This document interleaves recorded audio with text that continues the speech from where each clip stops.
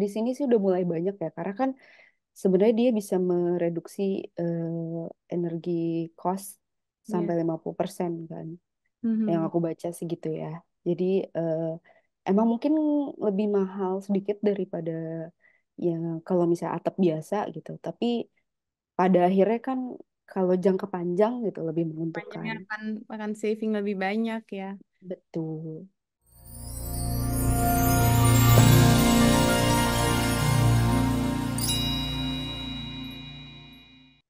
Itu That's sih. interesting banget sih, apalagi aku senang masalah reuse building kan. Hmm. Sebenarnya reuse building itu decisionnya ada di owner nggak sih? Atau arsitek sangat di sana desainer gitu perencana sangat apa ya berkontribusi pada decisionnya si owner. Apakah mereka tuh orangnya tipe berdiskusi atau lebih kayak owner datang tolong buatin seperti ini kayak gini gitu dengan Hmm. spek begini-begini keperluan begini biasanya seperti apa sih? Hmm, kalau biasanya sih pasti ada diskusinya dulu sih. Biasanya owner datang dengan apa masalahnya gitu. Saya punya gedung, saya pengen seperti ini, seperti ini. Nah, kita sebagai arsitek gitu bisa menyarankan beberapa hal yang tentunya dengan memaparkan plus minusnya apa. Pada akhirnya keputusan tetap di owner. Iya, Tapi karena eh, ini bicara kantor aku ya, kita kan mengutamakan itu tadi membangun gedung yang sudah ada gitu kan. Kita pasti akan selalu mengarah ke situ. ya. Jadi nggak buat ngancurin dan bangun baru, tapi lebih kayak enggak kita bisa kok nih kita maksimalkan. Cuma paling yang owner tuh kadang suka apa ya concern terbesarnya ya selalu di ini sih di cost ya aku lihat ya karena Mhm. kalau kita tawarkan solusi yang benar-benar kayak sustainable lah gitu semua produknya yang baru gitu itu pasti kan bengkak banget nih akan biayanya pada akhirnya kita harus eh, ya timbang menimbang yang mana yang bisa dioptimalkan yang mana yang kayak mungkin masih pakai traditional way gitu. I see. Rima sendiri kalau kayak proyek gitu berarti dari awal, karena kan kamu arsitek sustainable ya, atau kayak zero, Sustainable. low carbon Ya.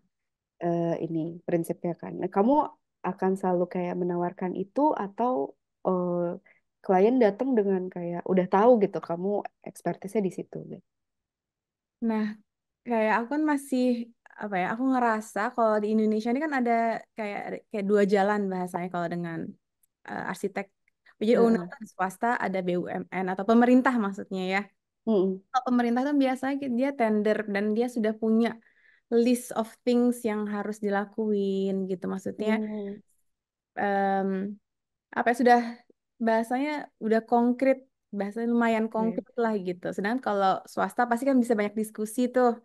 Kita bisa ngarahin, ngobrol kayak di temen aja gitu kan. Tapi Iya, iya. kita ikut tender, kita jadi lebih mengikuti. Nah, di sini aku ngerasa kayaknya kalau mau membangun, pemerintah mau membangun zero carbon building atau low carbon building, itu kayak Mm. kita harus masuk bahkan di sebelum perencanaan itu mulai gitu. Jadi Oh. harusnya di pre-design konsep gitu. Jadi kita sebagai harusnya masuk sebagai em, bahasa tim sustainability yang bisa ngasih masukan apa aja sih Mm. spek-spek atau keperluan yang harus dicapai gitu, list yang harus dicapai untuk menjadi bangunan yang low carbon gitu. Misalnya bangunan untuk rumah sakit itu berapa kWh per tahun, kilowatt Mm. hour, mungkin di Jerman apa ya bahasanya. Heeh. Ya, kita harusnya punya target gitu. Nah, kalau dari awal tidak ditargetkan, artinya kan budgetnya masih belum sesuai atau belum ada gitu kan. Nah, disitulah aku ngerasa it's a bit too late gitu untuk Mm. kan sustainable atau low carbon design ke pemerintahan gitu. Walaupun bisa pastinya dengan apa yang mereka udah em, rumuskan gitu ya bahasanya, Iya. bisa kita implementasi apa yang kita bisa sebatas itu gitu. Tapi Mm-mm. kalau kita memang mau beyond, kita memang harus sama-sama memang ngerasa wow, sebagai arsitek tuh ternyata we cannot change the world gitu, kayak apa yang guru aku, dosen aku dulu Iya. jelasin di S1 aku di semester pertama, if you want to change the world then you are in the right position as a Mm. designer gitu, kayak aku wow gitu. Nah, Bilang, realitanya enggak ya. "Ya, ternyata saat udah terjun, oke, we need to work together gitu. Ternyata bukan hanya Mm. arsitek aja, kontraktornya pun juga harus memahami, kemudian si owner baik, baik baik itu mau swasta atau pemerintah, kemudian juga nanti Iya, building manajemennya harus semua mengerti tentang sustainability. Jadi ternyata setuju. there's a lot of work to do. Jadi banyak PR-nya, kita harus mulai dari edukasi juga, banyak lebih banyak ngobrol gitu ya bahasanya untuk akhirnya nanti bisa mencapai zero carbon. Nah, kalau di Jerman pasti mereka udah sangat bisa dibilang beyond lah ya untuk mindset ke arah sustainability-nya ya. Ya, Di hari-hari hari-hari biasa maksudnya uh, mm, our daily life di Jerman seperti apa sih? Apakah bisa dibilang sustainable way of life-nya mereka? aku bilang sih iya ya, menuju ke arah sana gitu. Karena em, emang ada kulturnya juga. Jadi misalnya di sini orang suka naik sepeda gitu ya. Contoh yang paling simpel Dan naik sepeda. ya bagus juga jalanannya ya. Iya, itu dia. Sebenarnya itu poin yang paling penting sih, infrastruktur sih. Karena menurut aku, orang Indonesia juga bisa melakukan hal serupa. Tapi karena infrastrukturnya tidak merata, jadi mungkin baru di Jakarta doang gitu bisa menerapkan pola hidup seperti itu. Tapi di daerah lain enggak. Jadi kalau di Jerman sendiri itu tadi aku bilang emang ada kulturnya. Terus di sini kan juga mulai orang banyak yang makan kayak makanan vegan, vegetarian. Itu kan Hmm. juga dasarnya karena misalnya mereka merasa sapi itu kan memproduksi CO2 gitu. Maaf pakai bahasa Jerman. Eh, karbon. Apa bahasa CO2-nya di Jerman? CO2. That's why. Em, ya, CO itu maksudnya karbon kan CO, That's why. 2 dua. Nice. Nice sounding. Iya, Belajar hal-hal kayak gitu sih. kata-kata baru nih hari ini. Iya, tipis-tipis baca bahasa Jerman ya. Em, apa ya? Tadi aku nyampe mana tadi aku ceritanya? Oh Iya, iya, karena fasilitasnya memadai sih Rima. Jadi kita bisa mengimplementasikan pola hidup sustainable itu. iya bahkan Tapi menurut aku bisa di Indonesia sendiri tuh juga ada sih kulturnya. ada. Kayak misalnya, contohnya ya, paling simpel aku ngeliatnya misalnya dulu kita tuh ngebungkus makanan pakai daun pisang gitu. Iya. Tapi semakin ke Karena sini kan mungkin kayak yang dilihat, oh modernisasi, globalisasi, kita iya, pakai styrofoam. terinfluence. Akhirnya Betul. jauh dari sustainability-nya kita yang sederhana dan murah ya. Mm-mm. Jadi aku kira sih sebenarnya si pola hidup sustainable ini juga kita jangan kayak plek-plekan ngikutin apa yang misalnya orang di barat lakukan gitu. Kita juga harus melihat gitu. Apa sih sebenarnya yang kita udah lakuin, apa nih kultur Indonesia juga. Jadi benar-benar menyesuaikan sama karakter masyarakat juga. Jadi kan kalau dipikir kayak suku Dayak, hidupnya sustainable banget. Iya. Tapi nggak modern. Ya. Tapi ya Dari berkelanjutan dan cuma mereka dari nggak kita punya. lihat rumah-rumah adat di Indonesia ya kan, Betul. ya udah bisa adem dengan ya tidak perlu pendingin gitu, karena Iya. atapnya teduh, terus rumahnya agak naik, juga aman dari banjir gitu kan. Tapi Mm-mm. kita ke sini-sini pembangunan konstruksi kita udah ke arah yang bahasanya modern gitu. Mm-mm. Kita mungkin bahasanya pembangunannya lupa gitu untuk kasih udara panas biar bisa keluar lewat atas atas apa namanya pintu kan dulu kalau rumah-rumah Iya, zaman dulu ya ada yang kayak betul. Ada sekat-sekat ventilasinya kecil gitu ya. ventilasi. Sekarang udah jarang banget kan kita lihat di rumah-rumah Mm. modern gitu. Aku lihat sekarang tuh lagi trennya yang pintunya tuh dari bawah sampai atas gitu ya. Iya, di Indonesia ya, yang kaca. Iya, Ya. jadi kayak wah, sebenarnya sayang sih. Iya. Eh, aku lihat misalnya nih contoh yang paling sederhana tuh Bandara Soekarno-Hatta sih. Aku Iya. suka banget karena itu bener-bener mendesainnya tuh sesuai gitu sama lokasinya. Kan kita iklimnya juga panas, jadi banyak bukaan. Em, Klasik banget sih itu menurut aku. Dibanding bandara yang Terminal 3 ya. Iya. Aku kurang Email suka sih. lain sih. Iya. Sangat Hmm. nyaman ya memang kalau terminal baru di Jakarta. Mm. Iya gitu. Mungkin aku penasaran deh kalau di Jerman itu pemerintah ada regulasi yang membantu entah itu owner, desainer, semua stakeholder yang dalam industri konstruksi nggak untuk mereka lebih condong ke arah sustainability gitu. Ada kayak insentif kah atau memang kewajiban gitu untuk melakukan list-list untuk penurunan karbon atau efisiensi energi. Hmm, Kalau dari yang aku baca sih, the Jerman mulai bikin komitmen ya. Hmm. Karena dulu di tahun 2019 Jerman tuh negara yang penghasil karbon terbesar gitu di Uni Eropa. Dan dari situ mereka akan berkomitmen untuk oke kita nggak boleh nih kayak gini gitu. Dan rencananya em, goalnya tuh adalah di tahun 2045 mereka mau ke climate neutral. Jadi Wow, untuk ya 2045, 2045. iya Amazing. 2045 Tahun Indonesia merdeka ya. 2045 iya ya bener ya. Terus habis itu jadi mereka sekarang adalah fokusnya ngereduksi karbon terus tuh. Hmm.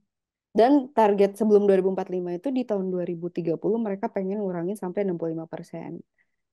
Yang aku lihat sih kebijakannya ya ada yang namanya em, eh, carbon pricing untuk fossil fuel.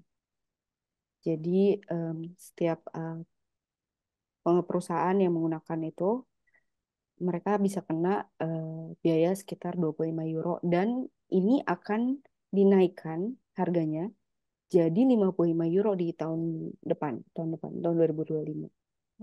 Nah, Wow. itu jadi karena ada kebijakan seperti itu, ya orang industrinya langsung kayak buru-buru nih kita harus shifting ke energi yang terbarukan. Karena kan ya sayang kan uangnya. Nah, energi terbarukan yang populer ya solar panel atau enggak wind energy Di Jerman eh, populer ya, wind energy. populer Oke. populer banget sih aku lihat ya. Kalau misalnya Rima lewat jalan tol gitu ya mau ke kota lain itu tuh biasanya di ladang-ladangnya tuh udah pasang banyak banget kincir angin itu. Ternyata itu gede banget loh Rima. Iya, aku sempat Aku pernah lihat. lihat juga di Instagram kayak Ya. truk ke bawah tuh dari ujung ke ujung jalanan tuh Iya, gede banget. Kayak mungkin satu gedung sendiri gitu. gedung tinggi berapa lantai itu satu turbinnya doang kan kipas. Iya benar-benar satu kipasnya doang.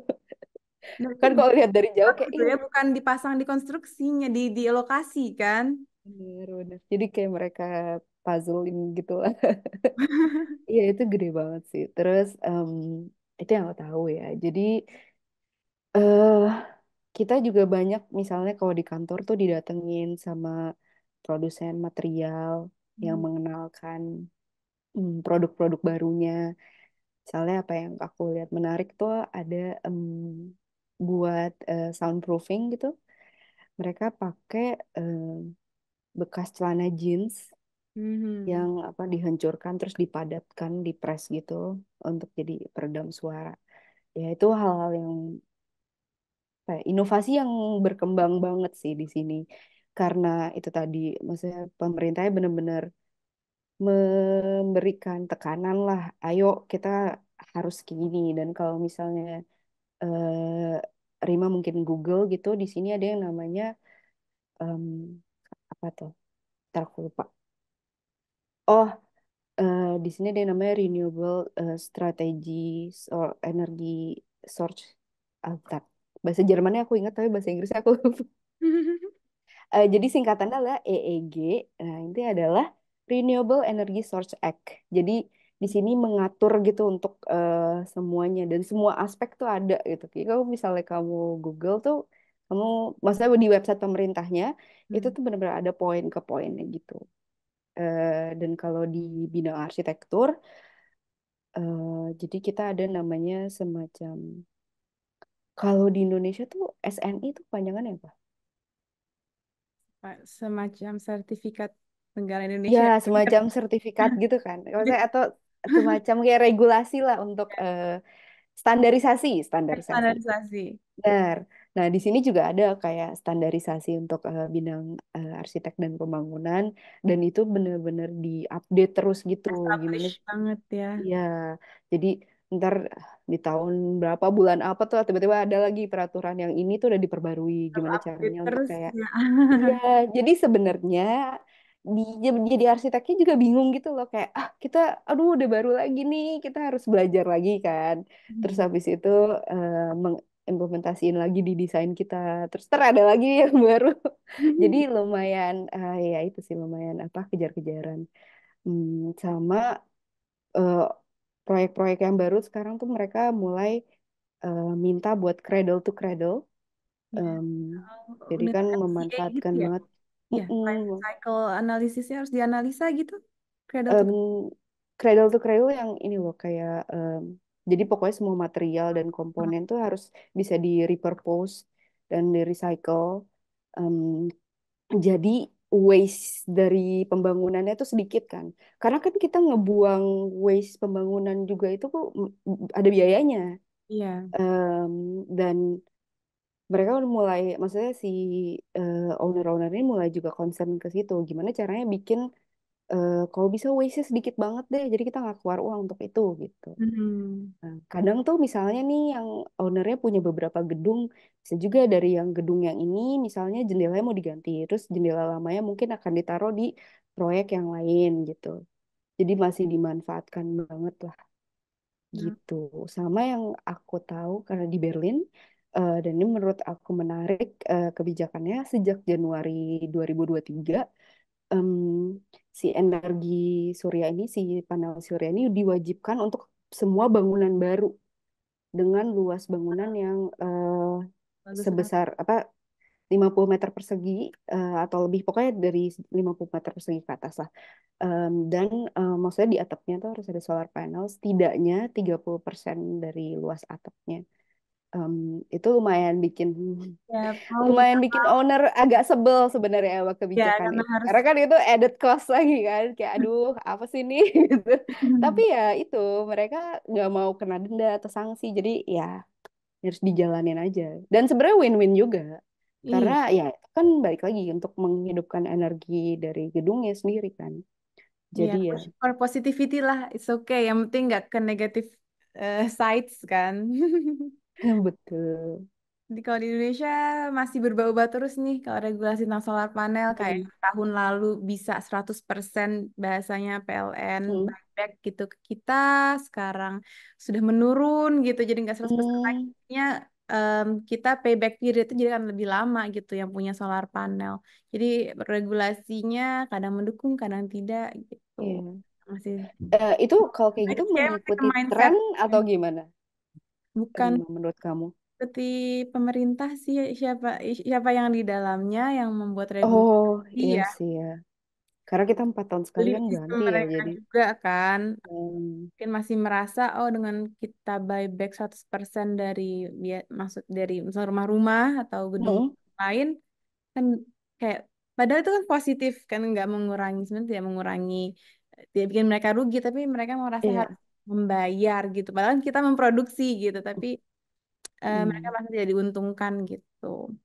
Kalau misalnya di, Yang surplus gitu eh, bahasanya energinya oke. Kalau misalnya di rumah-rumah pemukiman warga biasa gitu, menurut kamu si solar panel ini populer nggak? di Indonesia jarang banget sih tapi aku pakai Hmm. nih di atas Oh makanya iya. merasa yang tahun lalu listrik bisa berapa gitu sekarang lebih Eh, mahal karena regulasi tadi berubah jadi oh gitu. yang dulunya misal siang-siang nih aku nggak pakai semua energi dari solar panelnya kan nggak Mm-mm. terpakai yang dia regulate Nah, solar panel pemerintah atau PLN bayar gitu ke kita. Nah, tapi sekarang bahasanya kita jual ke mereka sekian, tidak dibalikan 100% gitu. Jadi hanya Oh, berapa ya? Kalau nggak salah 60% atau berapa gitu di tahun ini. Jadinya lebih sedikit potongan kita. oh gitu. Jadi kamu walaupun pakai solar panel nggak bisa 100% kayak mandiri dari situ aja ya. Jadi tetap harus Hmm. ada aliran listrik dari PLN juga gitu ya. Masih sih, masih diperlukan aliran dari Mm-mm. PLN-nya. Tapi di saat kita menghasilkan energi lebih banyak nih, harusnya mereka Mm-mm. bayarkan ke kita kalau Iya, heeh. kayak gitu, kayak Iya, 100% kasih berapa yang berlebih lah gitu. iya, Takut iya, terus sekarang lagi tidak seperti itu. Semoga tahun depan berubah lagi regulasinya menjadi lebih iya. baik. Iya, karena kan kalau misalnya kayak gitu orang jadi males ya kayak Karena ah jadi kalau nggak gitu nggak tergiur untung dong gitu. solar Karena panel kan, karena iya. pastinya buyback periodnya akan lebih panjang gitu yang harusnya balik modal 5 tahun jadi lebih Mm-mm. sekarang. Tidak menentu lagi kan karena berganti-ganti terus. Iya, menarik juga sih. Nah, kalau Divina ada rencana ini ke Indonesia kah atau emang seneng tinggal di Jerman gitu di Berlin? Kalau rencana pulang ke Indonesia sih selalu ada ya, tapi kapannya itu yang misteri kan. Mhm. Istri. Nggak, karena aku soalnya udah kelamaan Rima, jadi agak susah juga karena kalau misalnya aku pulang ke Indonesia tuh kan mikirnya apakah aku bisa gitu survive gitu di Indonesia dengan Oh, that's true.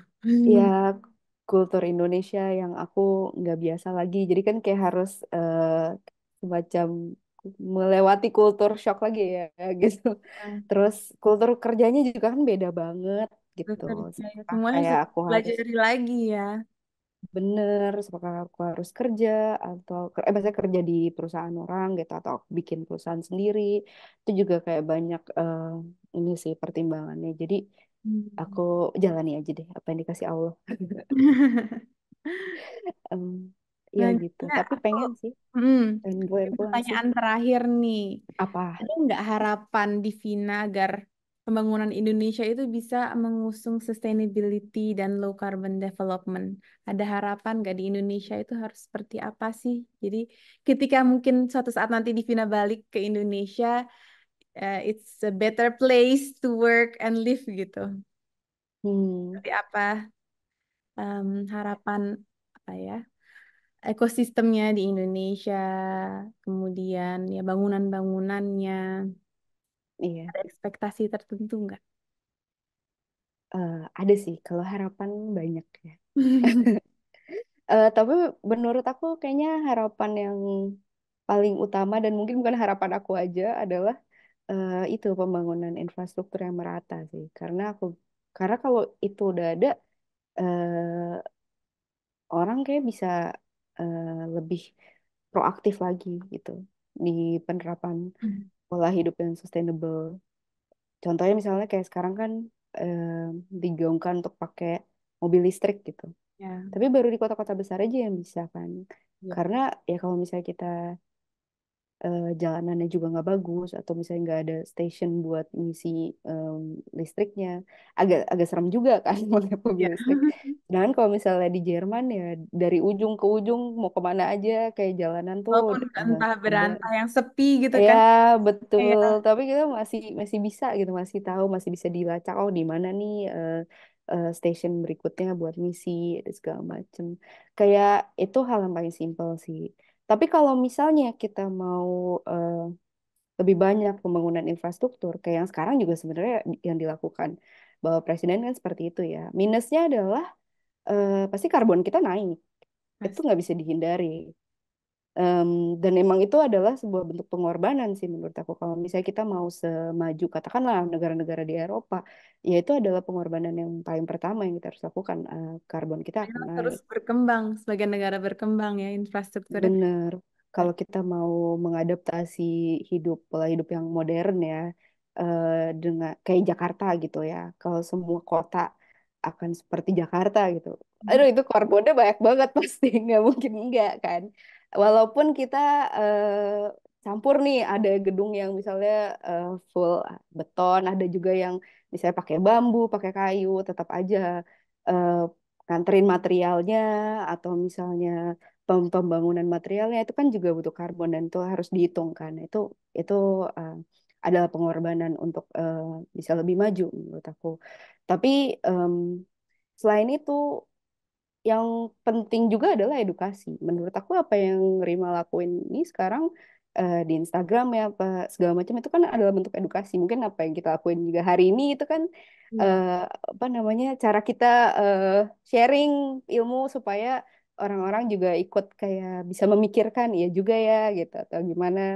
Itu kan adalah bentuk edukasi ya. Karena balik lagi tadi Rima cerita ngerjain proyek, Rima datang dengan semua ilmunya nih dan kesiapan. Oke, aku ingin membangun gedung yang low carbon.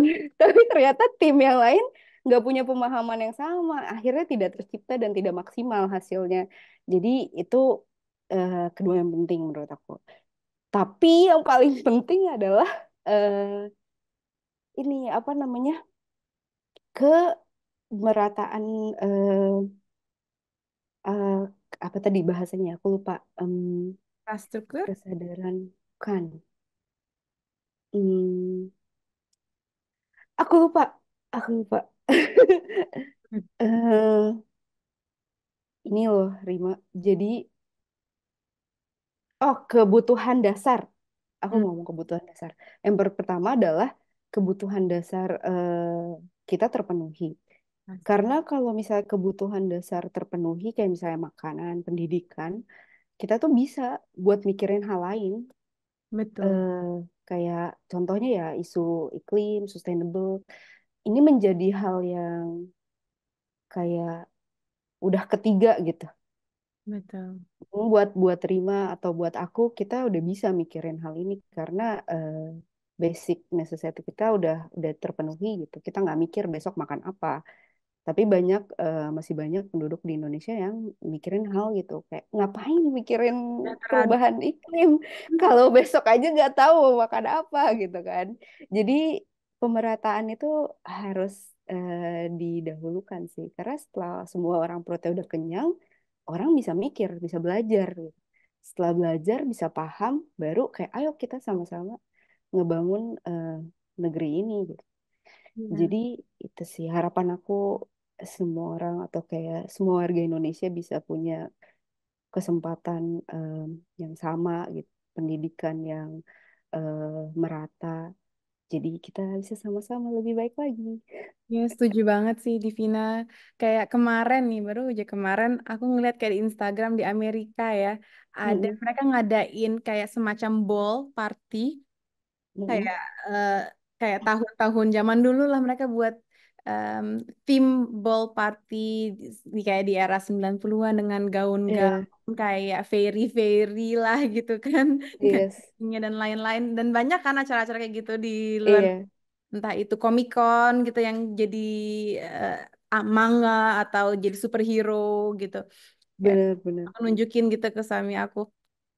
Oh, di Amerika karena memang mungkin perut udah kenyang, mereka hidup sehat, atau mereka bisa bahasanya have fun atau memikirkan hal yang lain kan. Nah, kalau di Indonesia ini memang kita belum seperti itu memang.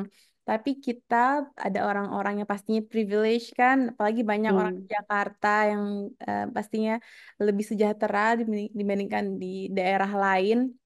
Harus kita memang mulai memikirkan ke arah situ. Jadi di saat kita pastinya terus membangun edukasi, infrastruktur, dan agar kesejahteraan lebih merata di seluruh Indonesia, kita bisa lompat atau lanjut ke hal yang penting lainnya nih. Nggak sampai kita kayak mengarah kemana-mana gitu kan, entah iya. sesuatu yang tidak bermanfaat gitu bahasanya. Jadi kalau bahasanya kalau di Amerika aku baca-baca gitu kan tentang climate change in the American's mind sama ada Hmm, climate change di Indonesian mind gitu di pikiran orang Indonesia. Jadi kalau di Amerika ternyata banyak orang-orang yang merasa mereka tuh hopeless gitu dan kayak apa ya? bahasa kayak frustasi gitu. Tapi Iya, akhirnya mereka diem aja, complacent gitu kan, karena nggak tahu harus ngapain gitu. Tapi mereka banyak berita di sana tentang climate change begini dan banyak apa ya hal-hal buruk masalah iklim terjadi gitu kan. Tapi mereka mungkin sebagai kayak warga ngerasa nggak bisa ngapa-ngapain gitu kan. iya, Saya sangat disayangkan banget, padahal mereka sudah aware apa itu climate change, tapi mereka nggak tahu harus ngapain selanjutnya gitu. Dan kalau aku lihat orang-orang yang sudah bergerak atau tidak komplasen lagi, tidak diam saja, tapi melakukan hal-hal kecil gitu kan untuk berkontribusi.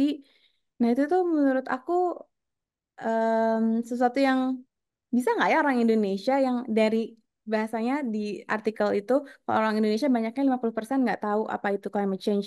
Bisa nggak sih mereka mm, saat mereka tahu mereka langsung aja ke arah action gitu.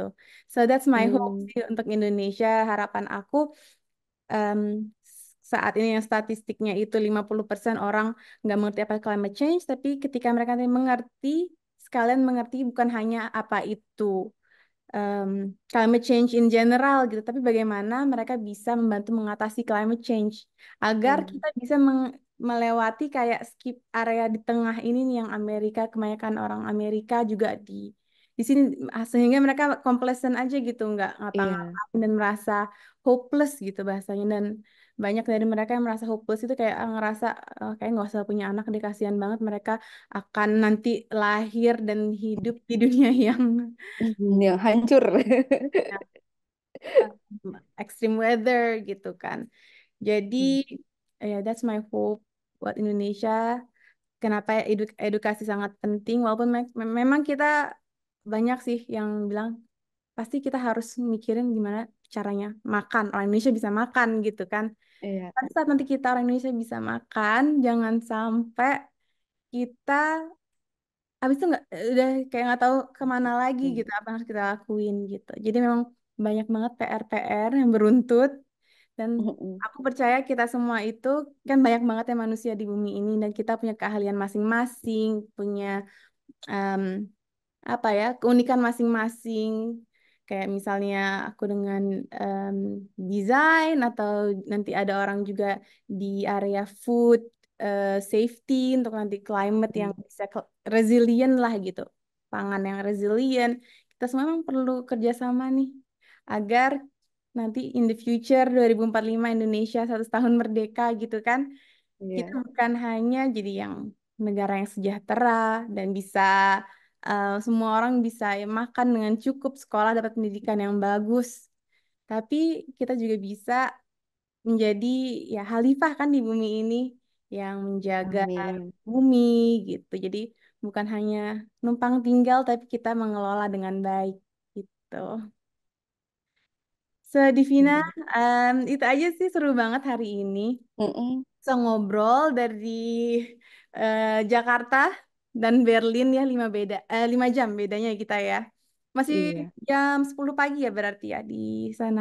yes, betul sekali. Early morning. Sunrise jam berapa di sana Divina? Jam 4 subuh. Wah, ya mirip-mirip lah Iya. ya kalau di summernya ya. Pagi summer mirip sih, ya benar. Ya, makasih banyak waktunya. Nanti aku akan sharing kalau udah kita upload di YouTube di Frame of Mind. Keep in touch ya Divina. Semoga sukses Iya, selalu kamu di sana terus pasti memberikan manfaat bagi orang-orang di Jerman. So happy pasti to have you. Wish sama-sama. kalau ada orang seperti Divina juga di Indonesia pasti akan sangat maju juga Indonesia ya. Senang banget ngobrol eh, sama Rima. Aku jadi punya wawasan baru tentang bagaimana eh, dunia arsitek dan pembangunan di Indonesia. Jadi punya insight baru dan menarik banget sih perbedaan ini. Hmm, ya, Aku semoga pasti juga Rima sukses terus Jerman niatnya di bagus Indonesia terus. bisa kayak Jerman ya. Ya, sukses sama edukasinya di media sosial. Aku seneng banget ada perwakilan perempuan juga kan Di dunia pembangunan itu jarang banget. Jadi Kalau di Jerman, apakah jarang juga? sekarang sih udah mulai banyak sih perempuan ya. Cuma tetap kalau di compare gitu masih lebih banyak laki-laki Hmm. gitu. Oke Rima, ntar kalau aku pulang ke Indonesia aku main-main ya. Iya, kamu tinggal di Jakarta kan? Aku juga di Jakarta. Jadi kalau apa namanya, kamu lagi liburan, kita meet Mm-mm. up for real, bukan hanya di Zoom saja. Oke, Divina. Assalamualaikum. Salam.